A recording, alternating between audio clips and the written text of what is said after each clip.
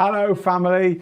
Well, I don't know how well the joke lands because we're in the UK education system here. But at the end of the term in the UK, at most schools, they have like days where you don't have to wear your uniform or there's no lessons, and they have like free sweets and stuff in the classroom. And so that's what we're doing today, because this is the final Thursday Q&A live of our term, because it's summer and we're going to be taking a break over the summer. So I'm not wearing my usual garb, mainly because I've been to the physio downstairs and I wanted an easy to take on and off shirt. But that's not the point. The point is that this is the last one for a while. So if you are a regular, and I know a lot of you do tune in every week, so thank you very much for that, it's your last chance to be part of one of these Thursday open sessions until the beginning of September.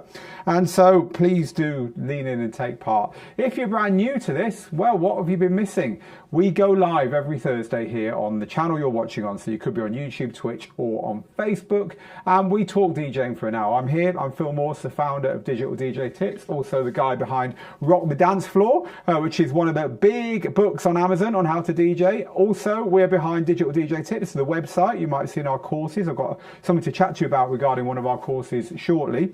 And also, we are behind the many YouTube videos and so on that you might have seen, reviewing equipment and all that. But we like to do these free shows as well, and we do them pretty much every week, apart from a little break in summer and maybe at Christmas. And so the idea is that you can ask questions about your DJing. We cover everything from very beginner stuff right up to advanced stuff, and also from making music, because we've got some equipment set up here for making music today, for instance, so we could talk about this kind of thing, to basic DJ skills, whatever it is you're struggling with or you want help with or you just want to raise or talk about. That's what we're here for, to help and to chat that stuff. So we have got lots of stuff going on in the world of DJing right now. This is the front page of Digital DJ Tips this week. Jazzy Jeff, our tutor, has recorded lots of new material for the course that we've made with him. I'll tell you a little bit about that in a bit, but you can find out about that on the website now, and you can click the big advert to go and grab his course at a very limited $100 off. So it's a very good time to jump on board that one. Also, we've been talking about vinyl, we've been talking about the different kinds of DJ setups there are, and so on. So maybe one of these things is something that you want to talk about, or maybe something completely different. We don't care. We're here for you. And also, if you're new to this, you won't know that what I do now is say, hey, let's go over to the comment cam. This is what we call the comment cam, because it means I get to sit down and I get to see the questions properly coming in on a screen, and then to choose the questions that we're going to cover. So that's what it's all about. Welcome, everyone. Good to be here. And we'll be here until the top of the hour. Turn your phones off, lock your doors, keep it here, and hopefully we can do something that you will enjoy. So our first comment of the day is from You Don't Like My Music. Hello, my friend. Lots and lots of regulars here, and who says it does feel like the last day of school. So I'm glad that is landing in some places anyway, this idea that it's the end of term. Hello to Helio. Hello to GM. Hello to Mixmaster G, wouldn't be the same without you, my friend. Kesha is in Chicago, says enjoy your time away. We will try our hardest to.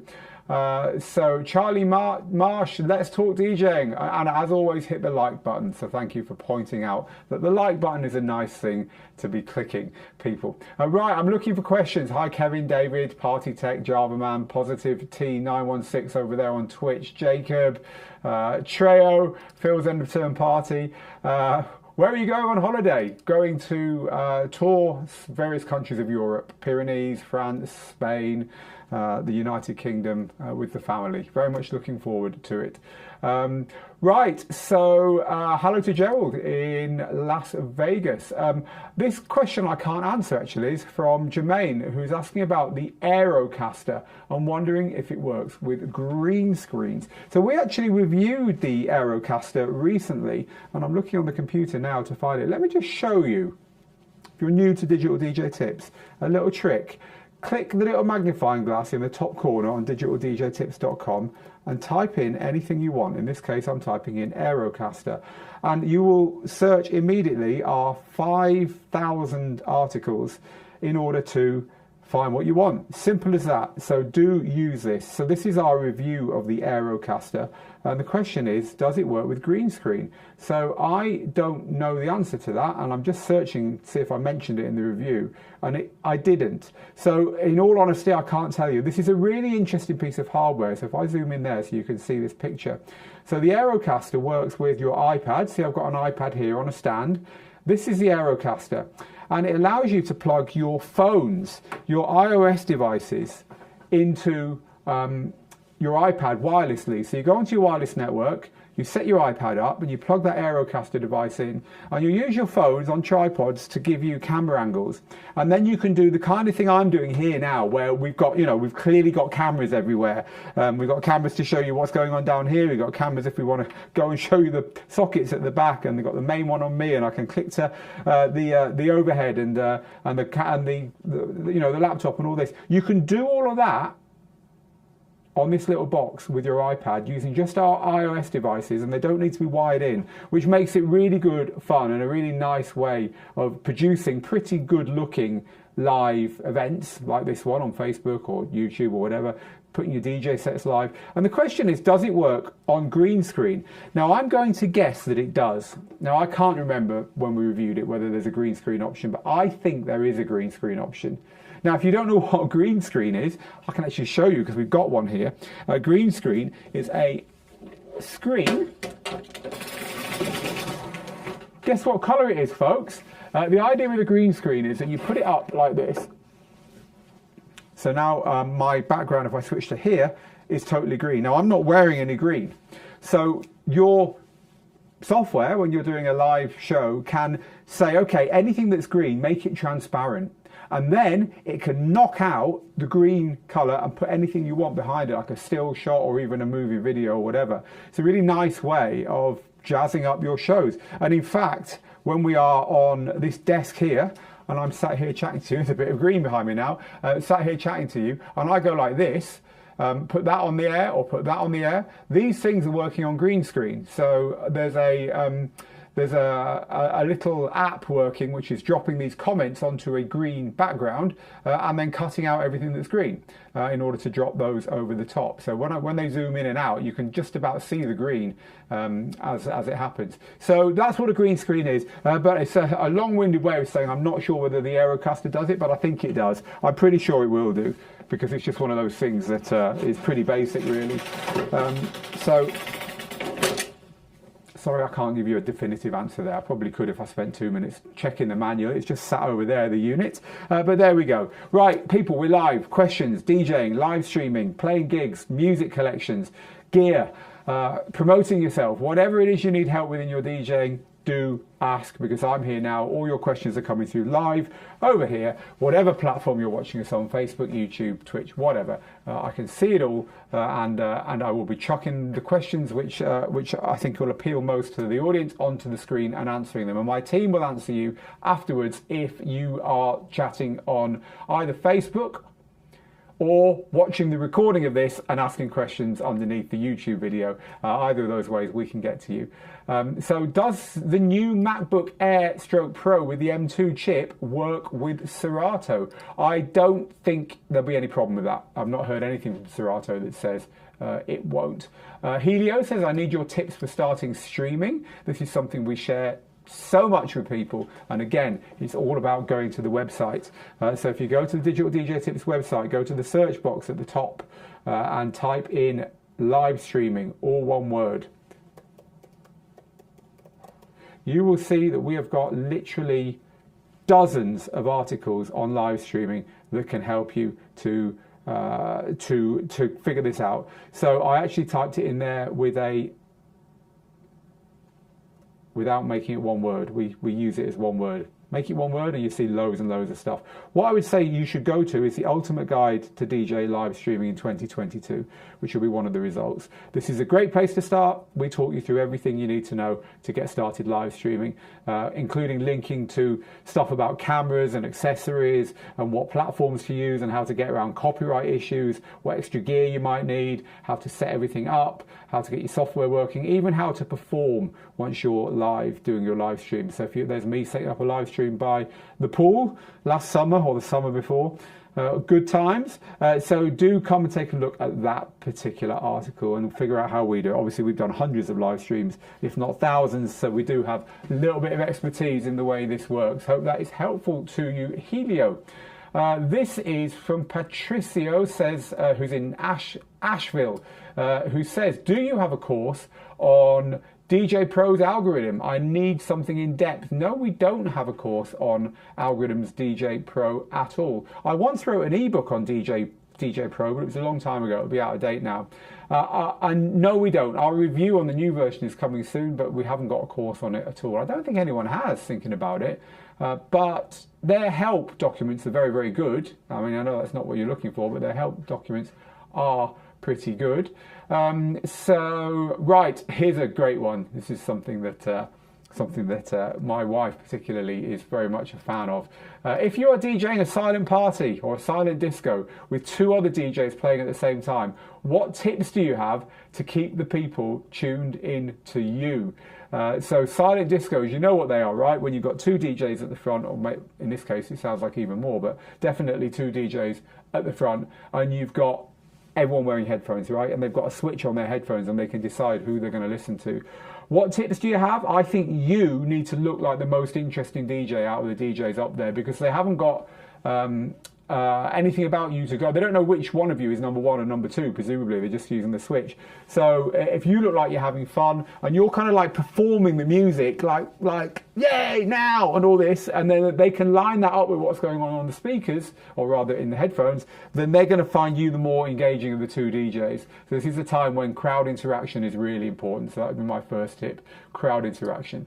Mel, I've got £1,000, lucky you, it's about $1,300 to spend on a new controller. I've seen the Prime 2 for under £1,000. Would this be good? I use Virtual DJ. Well, let's talk about the difference between controllers and standalone DJ systems here. Because if you're buying a standalone DJ system, of which the Prime 2 from Den and DJ is an example, you're going to be spending a lot of money on that compared to a DJ controller. A DJ controller is a posh version of that.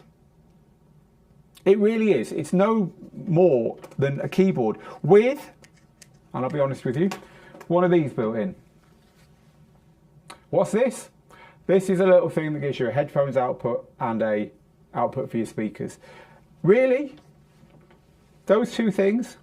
That's what a controller is. Now, yes, it's got knobs and buttons and you know, DJ looking bits, but at the end of the day, it's just a dumb empty box that plugs into your computer, and your computer does all the work. That's where the money was spent, on your computer.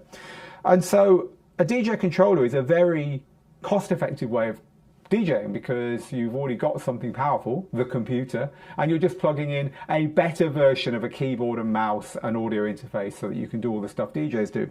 Whereas a standalone unit, of which the Den and DJ Prime Go is a good example, is something that contains everything you need, including the computer. They've built a computer into that unit. So if you just want to buy something like that and then use it to work with a laptop and DJ software anyway, it's overkill. Yes, it probably looks very nice and works very well, and you do then have the option of using it without the laptop. If that's important to you, might be worth going for it. But if not, go for a controller instead. You'll get a lot more for your money that way. So think about that. And if you still do want to buy the Prime 2, yes, it works fine with Virtual DJ as far as I know. Pretty sure it does. It'll make good use of the screen. It'll be a great device, but just think whether you need to spend that much money. That said, you know, some DJ controllers are about £1,000. So yeah, if you like the look of it, then it should be fine with Virtual DJ. Soundwave says, I'm looking to upgrade my gear as a Serato user. I'm looking at either the XDJ XZ or the 1000 SRT. I'm willing to move to Rekordbox if I need to. What would you recommend? Well, firstly, if you're going to move DJ software, think about why you want to move. Moving DJ software is a big deal. The DDJ 1000 SRT, I'd say, would be a great DJ controller to use with Serato. It's a really professional looking and feeling unit, and it controls most of the stuff most people are concerned about most of the time. So yeah, as a solid all-rounder, I'd say that's worth going for. The XDJ XZ or XZ is huge. I mean, it's really huge. Think about whether you need something that big. For me, I'd go for the 1000 SRT, and I wouldn't change my software. This is a good question from Chris. Will you be taking your Prime Go on your vacation? Can we expect some balcony beats this summer? So for those people that are new or newish to this, or just casually watching, last summer I took a Denon DJ Prime Go. It's like a small DJ all-in-one unit, and I did live streams. Did like half a dozen live streams from all around Portugal and Spain, and we did them on lakes and halfway up mountains and in the middle of nowhere. It was great fun. No, I won't be doing that this year. I want to take a bit more of a break this year. I will be taking a DJ controller with me though. The DJ controller I'm going to be taking this year is this little one.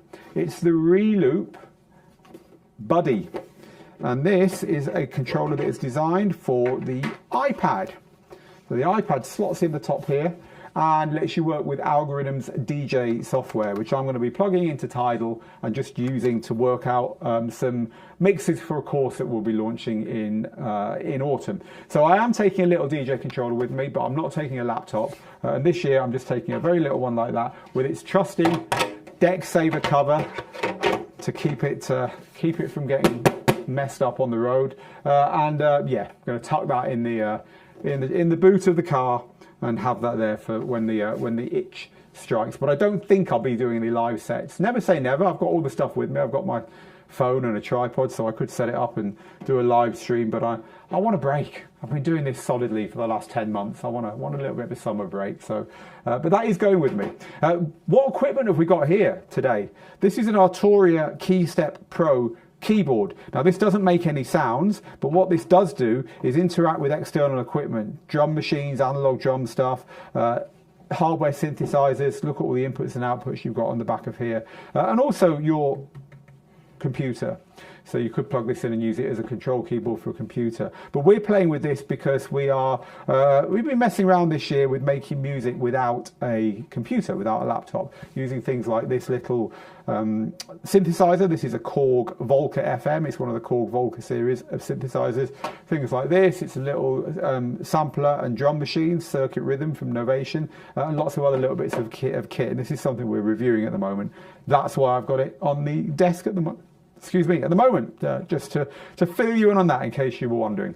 Right, let's jump back to the live comments and see what else we can help you with. Are you having fun today, people?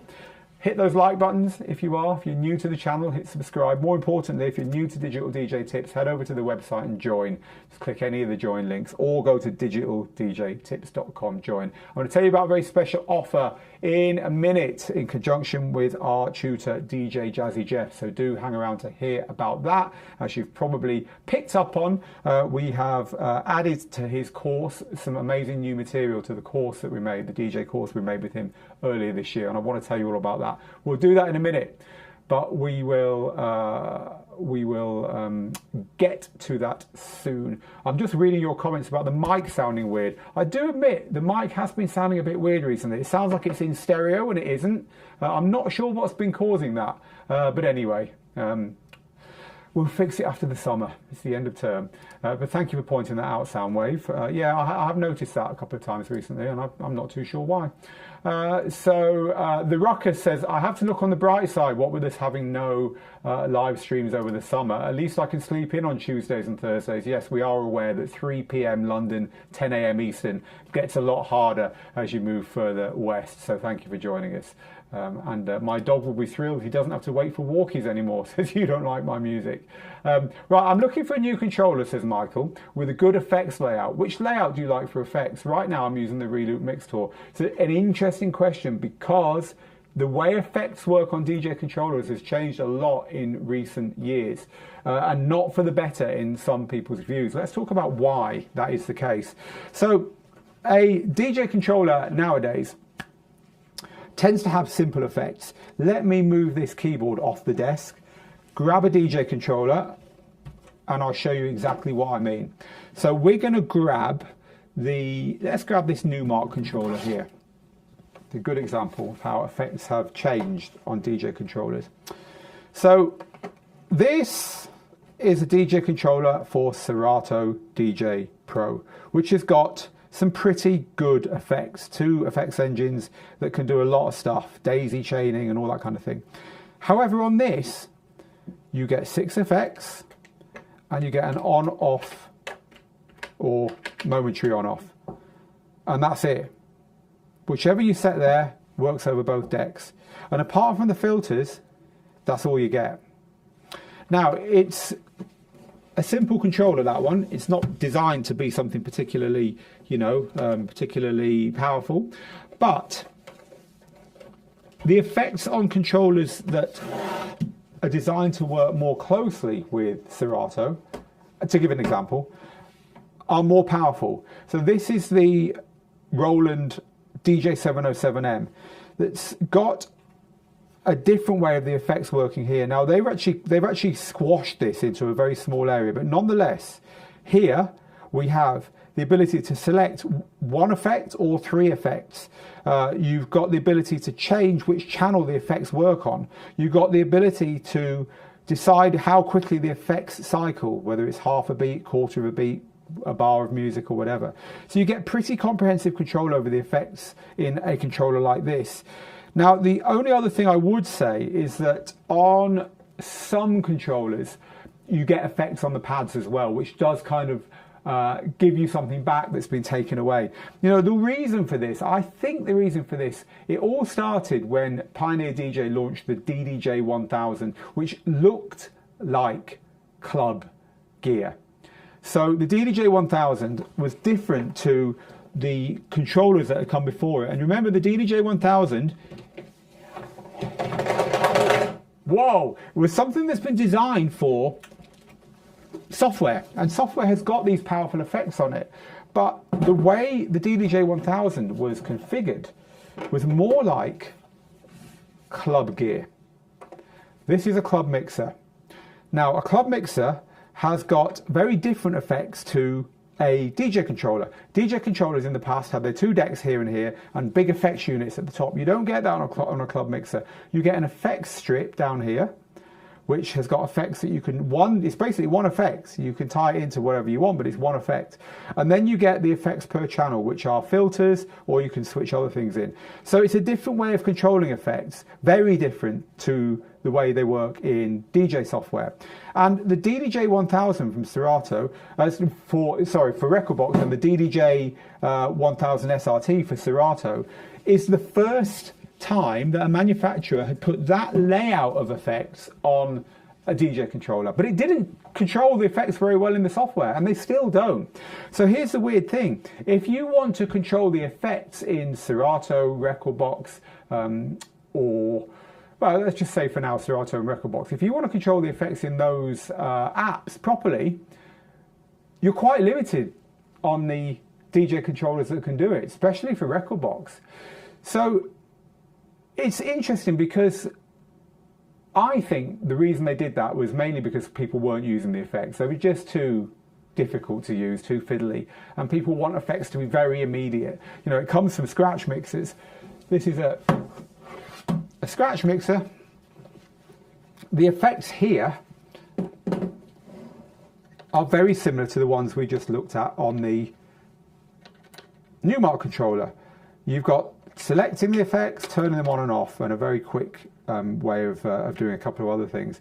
So not really an awful lot to do there, but it's very, very immediate. The whole thing about scratch controllers is they're very, very immediate. And so it's very simple to do that stuff with the scratch controller. And that isn't the way it is with traditional DJ controllers. And actually thinking about it, one of the most traditional DJ controllers out there is the any Traktor controller, because Traktor controllers haven't deviated from that. So I'm going to run off camera and get you a Traktor controller to show you exactly what I mean. This is the Traktor Control S4, the flagship Traktor controller. So I'm going to zoom that camera out and get a nice tight shot on this and show you what I mean. Now this controller has got effects that are laid out exactly how they used to be on all DJ controllers. At the top here, 2 effects engines. You've got 3 effects controls and an effects parameter here, and you can do all kinds of stuff with these. You can daisy chain them together, you can assign them to different channels, and then it also has the per channel effects here, which actually are very, very powerful on Traktor, because you could have that one as a filter, that one as a phaser, that one as an echo, that one as a reverb, and depending on what channel you are, you can have whatever you want. So, you know, if you want really comprehensive effects in a DJ controller, Traktor is definitely the way to go nowadays. They're tied still very, very tightly to the effects in the software, and the effects in the software are fantastic on Traktor. But yeah, it's a really good question, because the truth is that for a lot of people, the way effects work on controllers has gone backwards. So thank you for that question. So back to it, looking for a new controller with good effects layout. If that's really the most important thing to you, I still think Traktor's probably a good bet. So there you go. Someone having problems with their Serato DDJ 1000 SRT. Can't get my microphone to work, says someone over on our Facebook page. I'm sorry, I don't know how to help with that. Mixmaster G is just pointing out a little bit of caution, because the M2 Macs aren't out yet. Better to wait for the official green light for your DJ software. Thank you very much, DJ Thriller. It's been a thrill to present this to you. See what I did there? So yesterday, says Fun Factor on Twitch, when I opened my Pioneer Rekordbox software, now I can't access my library on Beatport Link. SoundCloud and others work, so I know it's not internet related. Beatport has not responded. Any help? No, not heard about that. I'll keep my ear open for any issues there, so thank you for sharing that with us. I always thought many DJ controllers were grossly overpriced, considering how basic the technology is. Good point. You know, a lot of the time you're paying a license to the software company. So if you buy a Serato DJ Lite controller, an amount of money, to my knowledge, will have gone to the software manufacturer to allow that software to work with it. If you buy a Serato DJ Pro enabled controller, more money will have gone to the software company. So a lot of the time you're kind of buying a software license in the background there, in much the same way that you're buying a mobile phone contract when you buy a phone that's connected up and all that kind of thing. So there's kind of a bit more going on behind the scenes. Jacob's got a good question. I'd like your opinion on lights. How much lighting is enough for a small mobile gig, and how much is too much? And it all depends on who you're playing for, Jacob. If you're playing for a load of hyperactive, sugar-fueled kids at a end-of-term party, then bring as many lights as you can. Bring the cannons, bring the lasers, bring the smoke, you know, bring the lot. If you're doing a reception, a very high-class, laid-back wedding, you probably don't need any lights at all. So I'd say it's more a case of who are you playing to, you know. And also think about the difference between lights that are pointing onto your dance floor and lights that are lighting the room. Because if your job is like to do a wedding, it might be just as important to get the room looking nice, in which case you're looking for a few battery powered, easy to set up lights that you can tuck around the venue to keep the colour how you want it, more than the mad stuff. So I think my answer to that would be it kind of just depends. Right, I want to talk to you. We're halfway through, by the way, people. Hit those likes. I'm going to say this more often, you know. Now you lot are coaching me. We're halfway through. I did want to share what we've done with Jazzy Jeff this week, because we're very proud of it. We spent several months working on this. So I'm going to take 5 minutes to show you what we've done with Jeff. So here's the thing. We made the DJ course with Jazzy Jeff earlier this year, Jazzy Jeff's How to DJ Right. And Jazzy Jeff's How to DJ Right did fantastically well out there. It's taught thousands of people how to DJ. But there's 2 things we've added to the course now. We just literally put them in, I think, yesterday or the day before, and they're now live. And they are really, really cool. So I want to talk to you about what they are. There's actually a little article on the website which explains it at the moment as well, under the title DJ Jazzy Jeff reveals new secrets about mixing and life. So in this article we explain that the course is huge. I mean, I've probably got the course here that I can show you. No, that's the live show. Here's our courses page on Digital DJ Tips. So the course itself is absolutely huge. We cover music, transitioning, musicality, using different copies of records to do stuff, all Jazzy Jeff's sequencer routines, his performance tips. All of this stuff is broken down with downloads and follow along demo drills and, you know, help from tutors and stuff. It's a huge course that we've made with Jeff. But when we made this course, we went into Jeff's home. He's got a home studio. We went to Jeff's home. We stayed there day and night for a long time.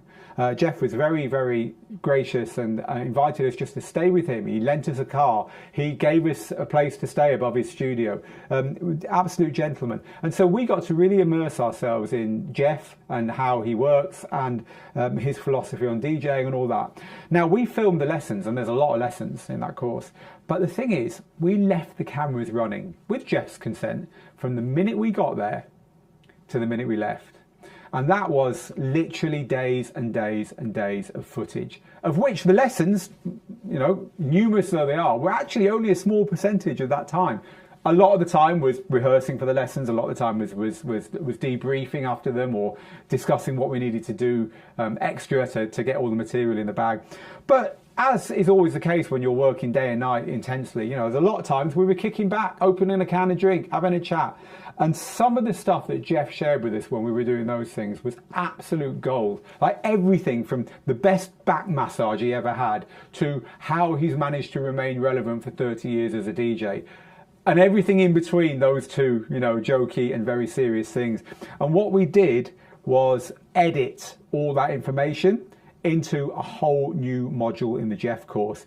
And so Jeff now has a module in the bonuses section here where we called it DJ Jazzy Jeff Uncut. And in here, we've got dozens and dozens and dozens of Jeff's tips that weren't included in any of the lessons. For instance, here, I just clicked on one at random. He talks about winning crowds over, creating moments in your DJ sets, why it's okay to drive people to the bar when you're DJing, how to play nice with other DJs, and the trivia one at the end, why I chew gum when DJing. You're going to love his answer to why he chews gum when DJing. And there's a whole module of this new stuff that we've added there. It's awesome because it's extra stuff and it gets you into the mind of a DJ as popular and as successful as Jeff is. So that's the first thing we added. Took a lot of editing, that took a lot of work. That was my job. Steve's job as the co-tutor with me and with Jeff, obviously, the co-teacher. What are we? We were the course directors. Jeff was the teacher. Anyway, Steve's job, who was with me all the time, was to. Now, I've got to tell you about this. Right, the way we did it, the way the whole course works, is like this. There is a special mix in this course that Jeff did exclusively for the course. It's called the Inspiration Mix. Now, the Inspiration Mix is an hour of Jeff playing a absolute signature world-class DJ mix. I think he plays, well, you'll see in a minute, dozens and dozens and dozens of tunes. Now imagine being able to sit and watch a DJ like Jazzy Jeff play a set like that. Well, that's what this is. Now you can see in the picture here, you can see Jeff performing, what the world would see. You see his decks from above and everything his hands do, but you also see his Serato and his library.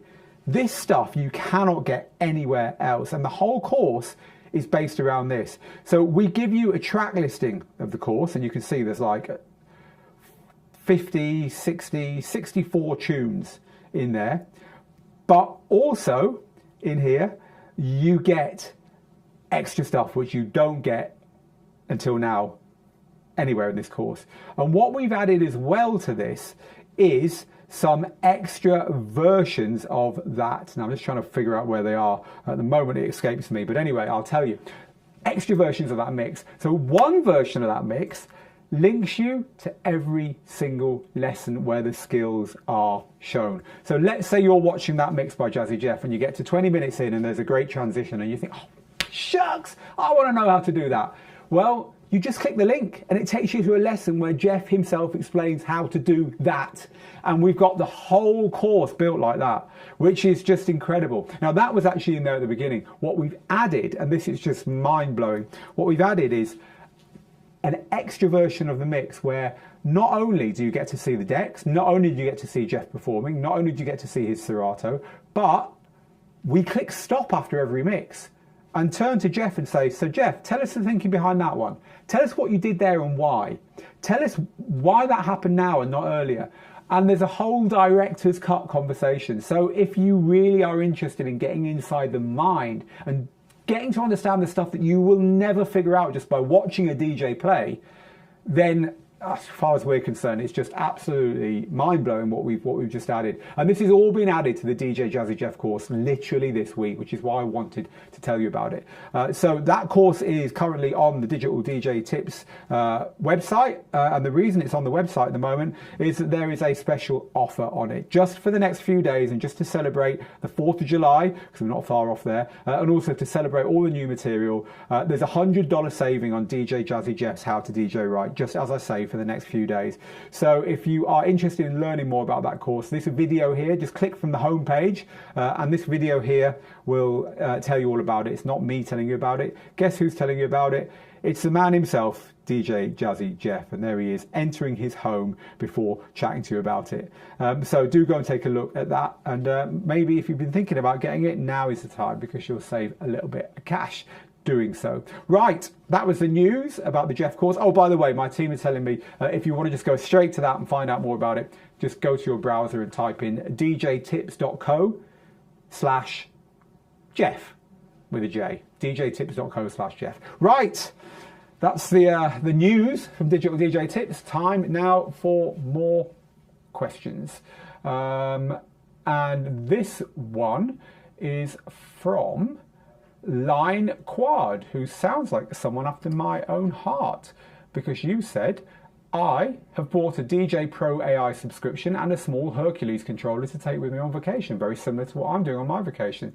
I've managed to copy my music from Rekordbox to DJ Pro AI on my iPad via iTunes, but the cue points didn't come across. Is there a way to transfer my cue points from Rekordbox to DJ Pro AI? P.S. I use Rekordbox 6 and iTunes for Windows. Mixmaster G, Line Quad is on Facebook. Over to you. I love that Roland controller, says you don't like my music, but I like a larger controller. I already bought a large travel case. Well, that's fine. That's one of the things that you either like larger controllers or you don't. And if you do, you won't like smaller ones. It's an interesting point here. You know, we spend a lot of time, and again, if you haven't seen the way we run our reviews on Digital DJ Tips, this is something that you really ought to know. If you go over to our website and look at the reviews section at the top, we have got reviews of everything that you can imagine to do with DJing, not just controllers, but production gear and headphones and speakers and all that. But if you drill into this, you can hone in on the controllers, and you can hone in on controllers for your particular software and at your particular price point and for your particular platform. So it's pretty comprehensive. But there's only so much that you can learn by reading our admittedly extremely comprehensive reviews and watching our admittedly very well watched videos about these controllers. Because at the end of the day, you're the person who's got to use this controller. And so if you read a review of something and you think that review sounds amazing, it's got all the functions I want, it's got all the features I want, it's powerful, it's cheap, everyone else says it's great, Phil says it's great, and you look at that controller and you think, nah, I could never see myself DJing on that thing. It's tiny, I'd feel like a fool. My friends would say I was playing with a toy. Well, look, your opinion is very, very important there. It's the most important thing.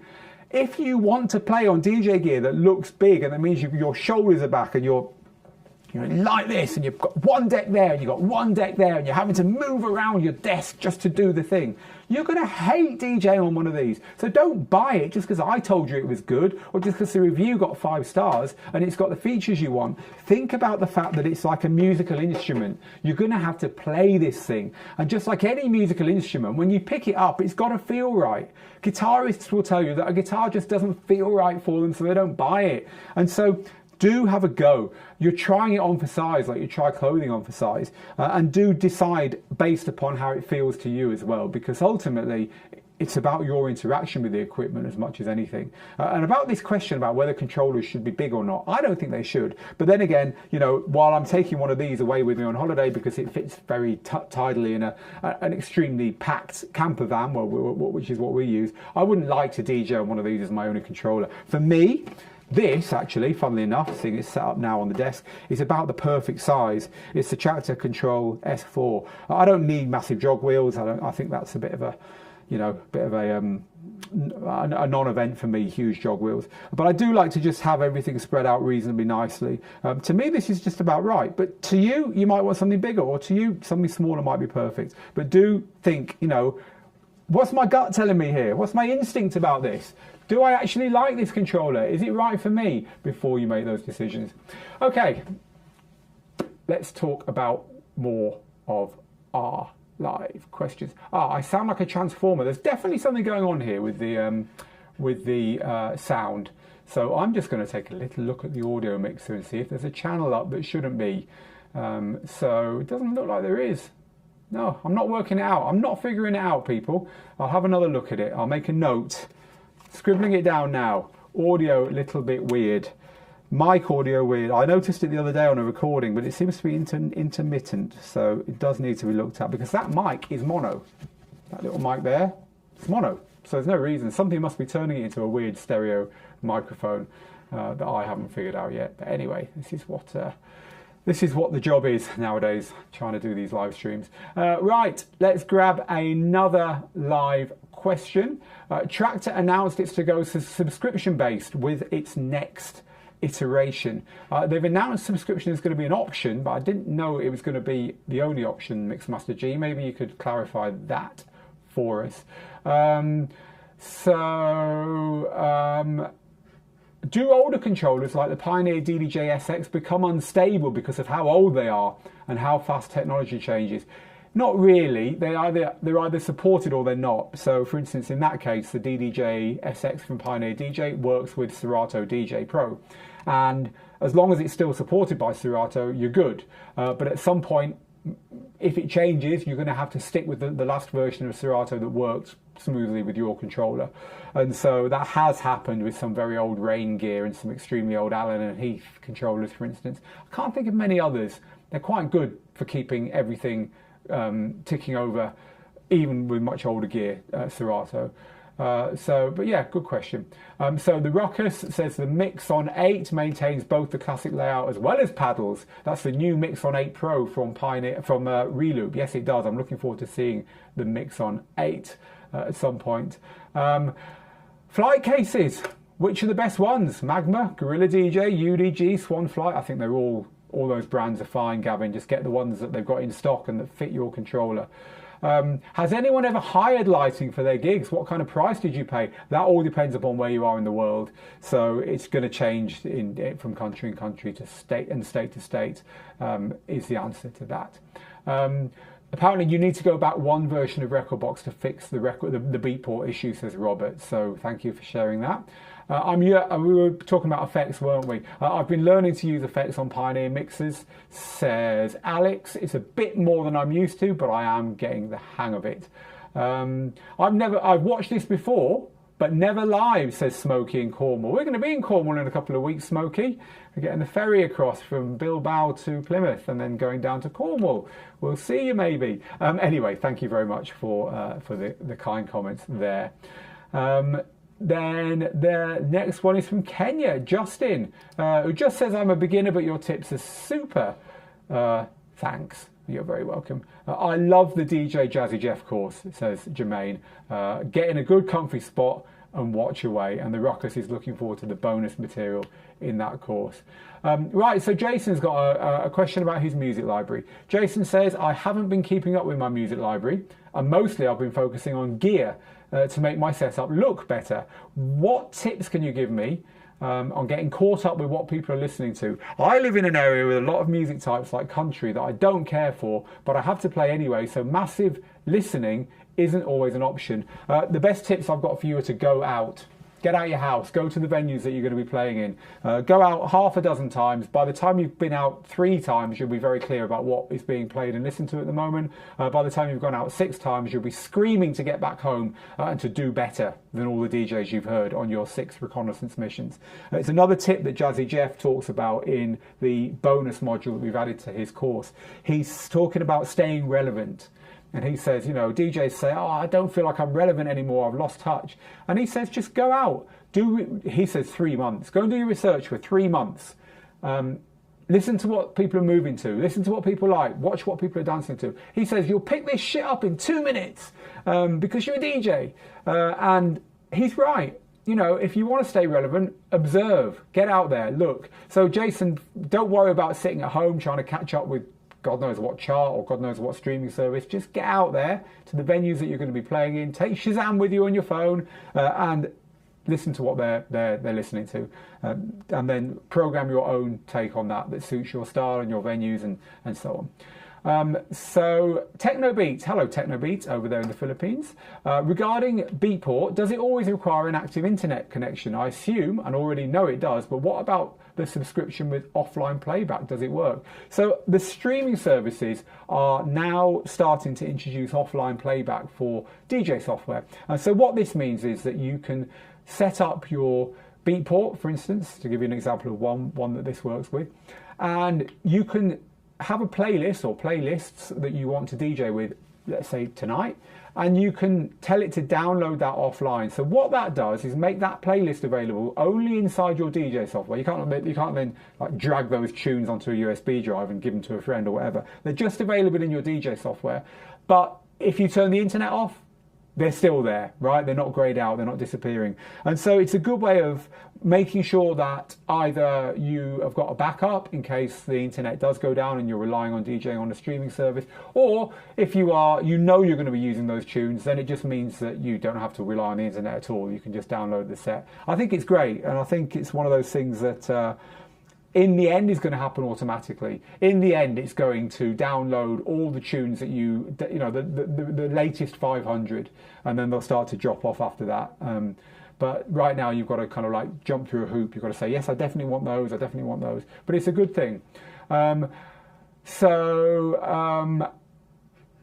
In response to Technobeat, you've got two responses here. The offline lockers work great, says Mixmaster G, for places without internet, but phone hotspots combined with G5 rollouts. What are they called? 5th generation internet. What's it called?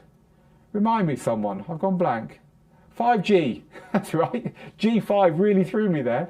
5G internet. Make those spots more scarce. I think 5G internet, I mean, it's absolutely ridiculous, 5G internet. We've got it here in Gibraltar, and I don't think it works well enough for me to demo it for you here. No, in the studio we lose our internet. But just literally outside the door here, our internet is 1 gigabit download, which is absolutely ridiculous. I mean, it's twice as fast as my home internet, and that's lightning fast. It's just ridiculous, and that's on my phone stood in a street. 5G is incredible. It's coming, and we'll get to the point where we just treat the ability to have all our music on our phone without a wire and without downloading it as normal. Easy Chats, Jazzy Jeff is God. His long-term contribution to DJing from 1984 to still be one of the best now is mind-blowing. I'm so glad you guys hooked up. So are we. It's made our year, if not our decade, working with Jeff. He's always been at the top of our list, and so it's been a great year for us as well. And Positive T agrees. He's our hero, holding it down for the global culture. This course is amazing. By the way, family, don't miss Jeff's weekly streams on here and on YouTube. He's quite right. Jeff's weekly streams are legendary. Wednesday and Friday nights, by the way. And there's a big weekend coming up now because, of course, it's Thanksgiving weekend. So do tune in for Jeff for those. Mo says, do you have any idea why DJ Jazzy Jeff and James Hype are not in the top 50 DJs of the world? Well, it depends which poll you're looking at. We ask who is your favourite DJ in the world every year in our global DJ census, and Jazzy Jeff is always at the top, followed by Carl Cox. So, it depends which poll you're looking at. And I'm pretty sure James Hype is going to be right up there in the next 5 years. James Hype is a phenomenal DJ, and he's on the way up. Right, we've used nearly the whole hour already. Incredible times. I can't believe that. It's just flown by. So let's get a few more questions then before we disappear. Youssef, any thoughts on the Roland SP-404? Can this be MIDI synced to DJ controllers? This is the Roland SP-404. It is a really cool sampler. not only a sampler, but a sample playback device. It's got pads on it. It is, as you can see, it is just something which is, you just want to play it, right? And the reason you want to play it is that it is a decent size. It's not tiny. It sits next to DJ gear really nicely. They would sell it next to this tractor controller here. Can you MIDI connect it into controllers? Yes, if your controller works with MIDI, not many do. There's no reason why you couldn't hook them up with MIDI, I don't think. But the way I use this, and we've actually got a tutorial coming up on it, or rather a review coming up on it soon, is you can plug the output from here into an auxiliary input on your controller, and also the output from your controller into an input on here, and then you can not only play back samples using the pads, and it's got BPM on it, and you can loop stuff. It's got batteries as well, but you can sample live. So you can take stuff from your controller into this, sample, loop, chop up, apply effects, and so on. You can also plug a microphone into the front of this at the same time, and then have a live MC, be chopping them up, putting effects over them. It's a really nice device to add something extra to your performance. I'm sure, I mean, it's got MIDI, so I'm sure you could MIDI this into not only your controller but your drum machine or anything else you want to attach to it, but you've got to kind of figure out why you want to do that. I guess you want to do it to get the time sync right between the two, right, so that the BPMs are always tied up. Not all DJ controllers, in fact hardly any, have MIDI. I think the Tractor one does. Does this still have MIDI? They used to.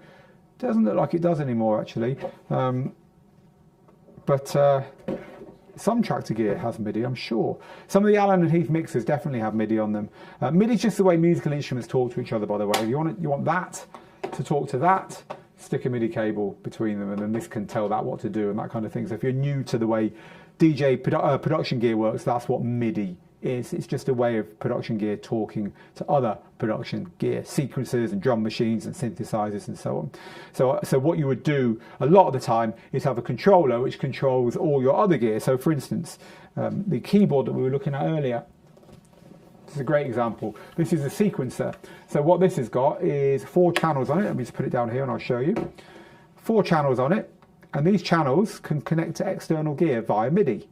And then I can play any of the external gear by selecting on here, but more importantly, I can program the external gear. So I can program this to tell this to play a certain melody, which I play on the keyboard, and then when I'm finished, I press stop, and then when I press play, it will play that instrument for me. Let's say that was on the green channel. Then I'll set up my sequencer, my sampler rather, on the red channel.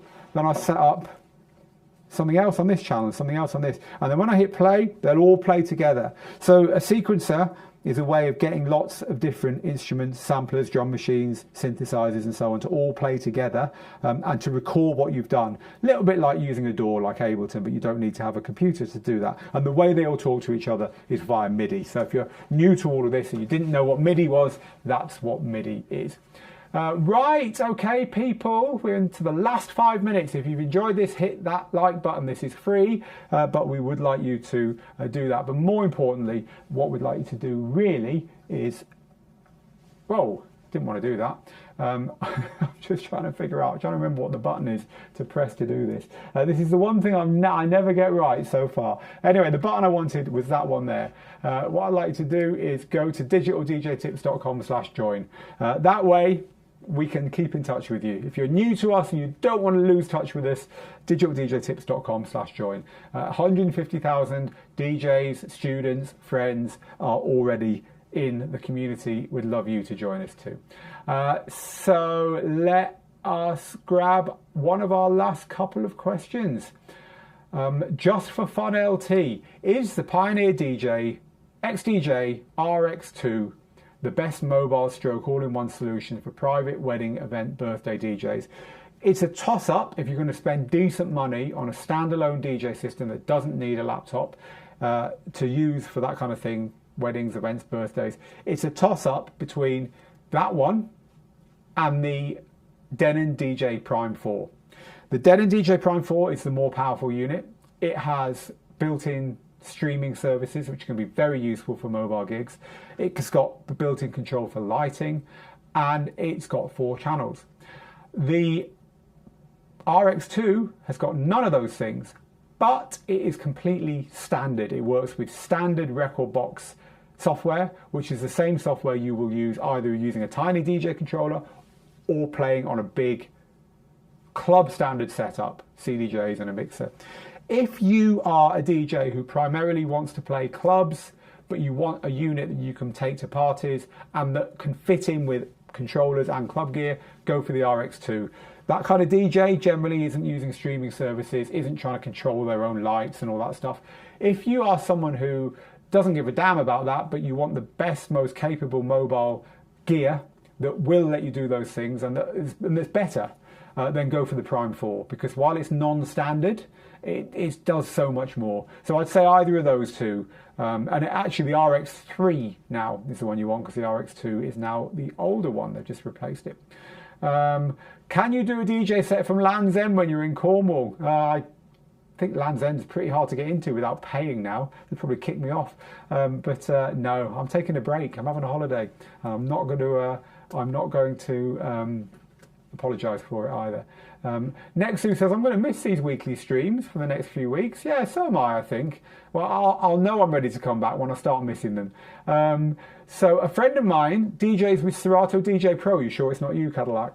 Friend of a friend, and he had lots of music on his hard drive. He decided to subscribe to Apple Music for a while, and when he decided to end his subscription, it wiped out all of his music. That's scary. Shouldn't work like that. You do need to understand what's going on with your music, and I have heard this before, but it shouldn't work like that. The moral of this story is always back up your music before you do anything drastic. Always have your music in more than one place. For instance, the way I do it, I have my music on my DJ laptop, but I also have it backed up via Dropbox in the Dropbox cloud, and I also have it on a standalone hard drive in a different place. I'm in the office now, in the studio now. Those other two things, or rather my laptop's at home and the cloud is the cloud. So if I did something stupid and lost all my music on any of those devices, I'd still have it in the other two places in theory. So the moral is always back up your music. Always fun doing weddings in areas that are so rural that there is no cell service. Do download your tracks. There's advice from someone who I believe has probably found out the hard way, so thank you for sharing that. Look, so many questions here, so many people I haven't managed to get to. I do apologise if you're one of those people, but we have to stop. It's the end of the road for this term here at Digital DJ Tips. Now, I am back on Tuesday for the final Tuesday Tips Live, so do come and join us for that. And I do have to remind you that if you're interested in the new material, the new Jazzy Jeff reveals about how he stayed at the top in DJing, and also the director's cut of Jazzy Jeff's mix, where you get to follow a DJ mix from beginning to end with Jeff, with the Serato, with the mix, and with our tutor Steve and Jeff discussing every single transition with links to how to do them. Look, this stuff is solid gold. That alone, what I've just described, is worth the course purchase on its own, but there's so much more in that DJ course apart from that. If you're interested in all of that, it's currently $100 off, but you have to act now. It's just for this weekend. So go to the big banner on the Digital DJ Tips website and click it, where Jeff himself will tell you more about the course, or just go to djtips.co/Jeff to go to the same place. When you do, you will be taken to a very simple sales page where we will take your details and your course will be delivered instantly and for life, including all updates. And by the way, if you're someone who's bought these 117 videos, because that's how many are in it, and you're thinking, do I get all the new stuff? Of course you do. All previous owners of the course get all the updates as well, and that's the same for everyone for life. So as we add stuff to it in the future, anyone who's bought it before will get those updates. Right, people, I'm out of here. I'll see you on Tuesday for the final live stream before the summer break, but this has been the last Tuesday Tips Live. Hit those like buttons and do come and subscribe to Digital DJ Tips. If you like what you see here, we'd love to have you as our latest member. It's all free. Meanwhile, get good, get out there, make the moments. Till next time, bye-bye.